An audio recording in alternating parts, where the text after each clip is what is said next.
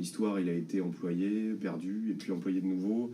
Et nous, on a pris l'habitude, aussi bien d'ailleurs que les Japonais, d'en faire, on va dire, un terme générique qui désigne le guerrier dans l'époque, dans le Japon ancien, pardon. Là, il se forme, cette catégorie militaire, en fait, se forme très progressivement. On voit les prémices se former autour du 8e siècle, en fait, avec une élite guerrière qui combat à cheval.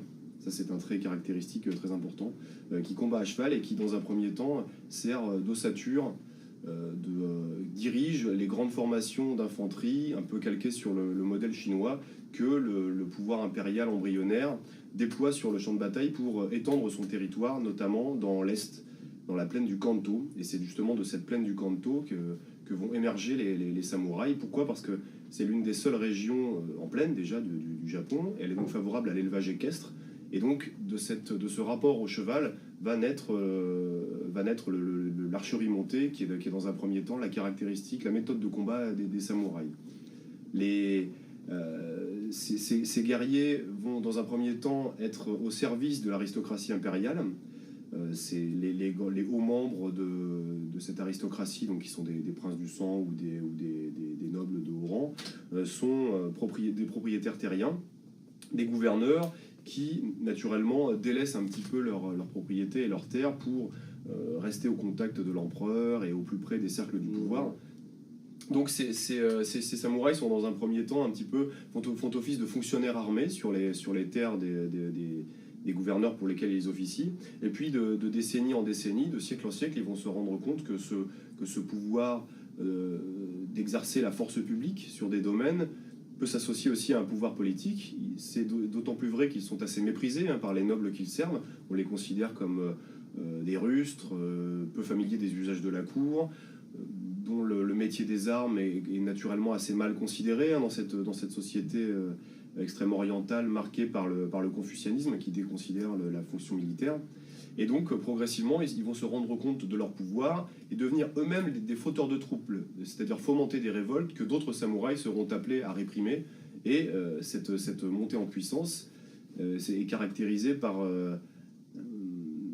s'étale sur un temps assez long. Et les premiers grands chefs samouraïs, grands clans samouraïs qui émergent sont des chefs dont les origines se sont associées à la maison impériale, à des cadets de famille ou à des rejetons, des cousins de l'empereur qui ont été éloignés pour une raison ou une autre du centre de l'Empire, et qui ont formé des clans, des maisons armées derrière eux. Ces deux grands clans sont les Taira et les Minamoto, dont le pouvoir et l'influence auprès de la maison impériale vont grandir au fil des temps, jusqu'à devenir vraiment prépondérantes au cours du XIIe siècle.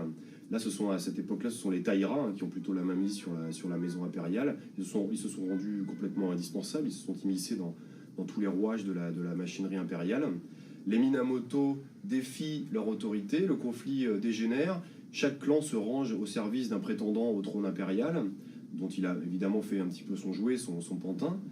Le conflit sera la guerre des Genpei, qui est vraiment un grand conflit fondateur et qui est un petit peu la guerre de Troie, si j'ose dire, de la civilisation japonaise. Et les Taira sont vaincus, et les Minamoto sortent vainqueurs de ce grand conflit qui les oppose entre 1180 et 1185. À la suite de quoi, le premier shogunat est formé en 1192 par Minamoto no Yoritomo, donc le suzerain du clan Minamoto. Le shogunat n'est pas tout à fait une nouveauté, au sens où des shoguns ont déjà existé par le passé, des chefs militaires, des sortes de dictateurs nommés pour un temps déterminé ont déjà été désignés par la cour, mais c'est Yoritomo qui, le premier, va souhaiter en faire un statut permanent, voire héréditaire, puisqu'en fait il envisage dès le début de former une sorte de dynastie. Hélas, cette dynastie lui survivra très peu de temps, puisqu'un autre clan prend rapidement le relais, connecté au Minamoto. Et puis donc ce shogunat, ce gouvernement sous la tente, comme il se surnomme, ce Bakufu, s'installe à Kamakura, dans cette plaine du Kanto dont nous avons parlé, à proximité de la future Tokyo. Donc ces deux grandes aires géographiques rivales que sont le Kansai et le Kanto sont déjà bien déterminées. Là, de là va commencer un petit peu la grande épopée des samouraïs. Est-ce que les samouraïs se posent en rival de l'empereur ? Ah oui, dans un premier temps, c'est tout à fait le cas. C'est-à-dire que le shogun, contrairement à ce qu'on dit parfois, il ne s'agit pas d'un coup d'État au sens où le le souverain, l'empereur, n'est pas soudainement privé de toutes ses prérogatives. Les samouraïs installent un régime parallèle. Ils vont apprendre beaucoup en fait de la cour impériale. Ils vont lui emprunter de plus en plus d'usages, tout en préservant bien leurs propres pratiques. Parce que si les nobles les méprisent, eux-mêmes regardent les nobles comme des aristocrates efféminés et ne veulent surtout pas perdre leur valeur martiale, leur valeur guerrière. C'est d'ailleurs à cette époque que commencent à se construire les valeurs chevaleresques qui vont devenir celles du Bushido bien des siècles plus tard. Donc les samouraïs, c'est à la fois un pouvoir militaire, mais aussi un pouvoir politique. Oui. La raison pour laquelle la pérennité du shogunat va être assurée, c'est la capacité des Minamoto et de leurs successeurs à concevoir une sorte de chaîne de vassalité, une sorte de féodalité à la japonaise, qui va progressivement implanter